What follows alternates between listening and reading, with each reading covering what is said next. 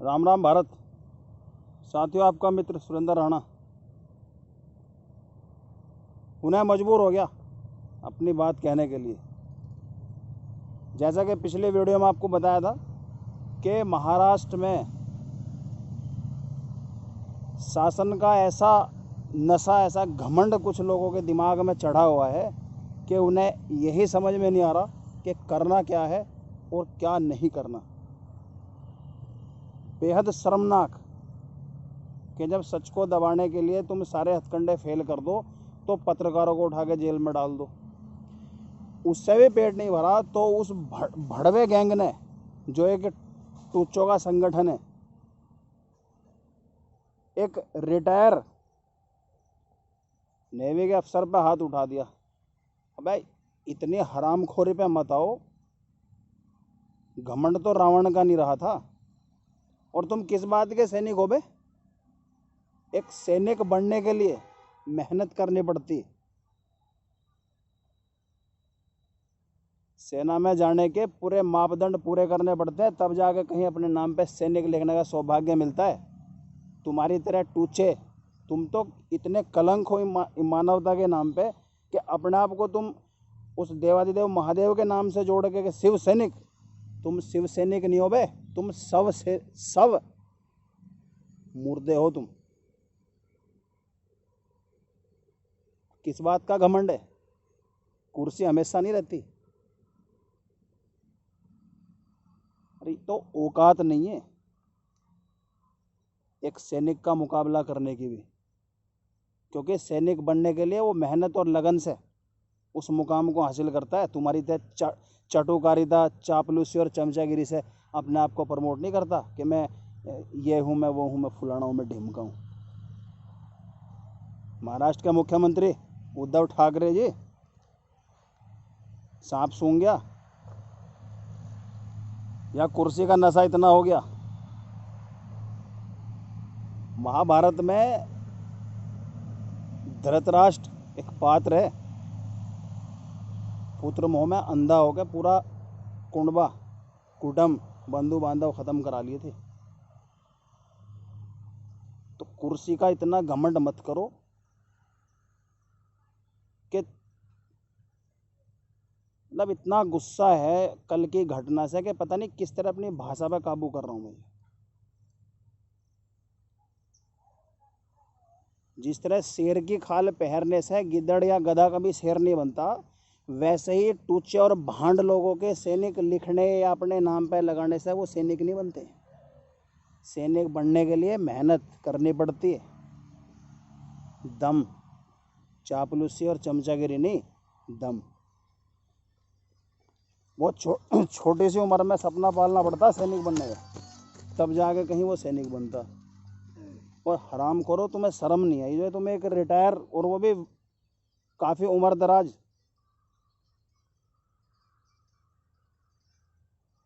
मुझे कहीं CCTV footage में दिख रहा था कि वो पीछे से किक मारने की कोशिश कर रहा। जब अबे सामने आ जाना तो बीच में से जो है ना, क्योंकि एक सैनिक के बूट के बराबर भी तुम्हारी औकात नहीं है। और अब तो हद हो रही है कि भांड और भड़वे और साथ में भंगची, अलग अलग टाइप के भंगची निकल कर रहे हैं एनसीबी के उसमें। और उस पत्रकार का क्या कसूर था? क्या पूछ लिया था उसने? मैं बोल रहा हूँ मेरा उखाड़ो, तुम क्या उखाड़ सकते हो? फिर दोबारा कह रहा हूँ कि जिस समय सेना की वर्दी का अपमान करने वाली वो तुम्हारी बालाजी टेलीफिल्म्स वाली ने एक वो वेब मूवी बनाई थी, तब ये तुम्हारे भांड सैनिक कहाँ चले गए थे? एक भी टूचा निकल गया सामने नहीं आया? क्यों? हो सकता है ना? और अब तुम्हारी इतनी औकात होगी कि तुम एक रिटायर आर्मी अफसर के ऊपर हाथ उठा रहे हो। किस बात का घमंड है बे? और मुझे तो शर्म ये आ रही है कि उस स्वर्गीय बाला ठाकरे के नाम पे जो ये धब्बा बैठा है महाराष्ट्र में, इतना बड़ा कलंक बैठा है, वो भी क्या सोचता होगा वहाँ बैठा हुआ कि ये क्या छोड़ के आया हूँ मैं, कितनी गंदगी।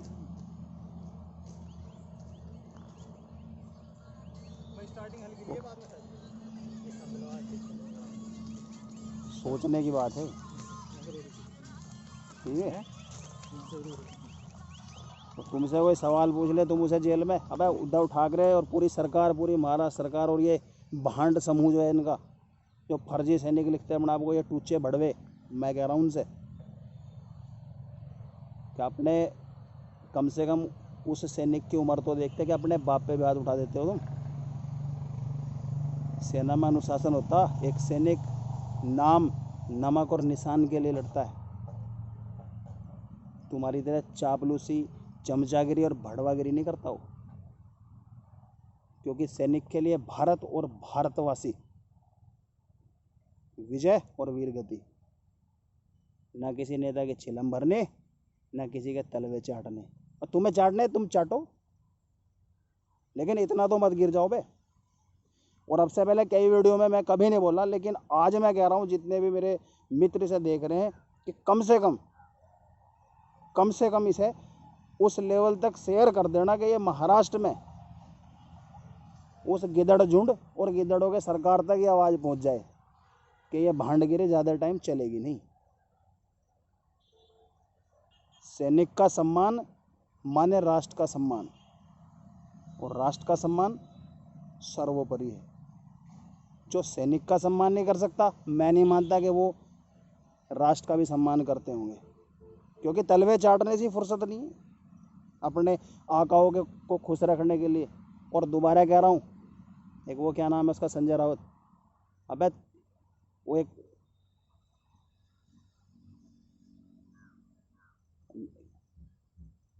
क्या लग रहा, कंगना रनौत का ऑफिस तोड़ के बहुत बड़ा सूरमा बन रहा है।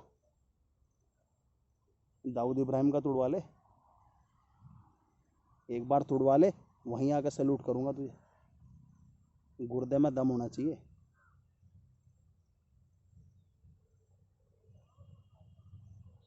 तो फिर कह रहा हूँ लास्ट में, ये भांड, वो जो भड़वों का जो एक संगठन बना हुआ है, जो फर्जी अपने आप को सैनिक लिखते हैं, ऐसे तो औकात नहीं उनकी सैनिक कहलाने लायक भी। सुधर जाओ बे, बहुत बस अति हो चुकी है अब। ये जो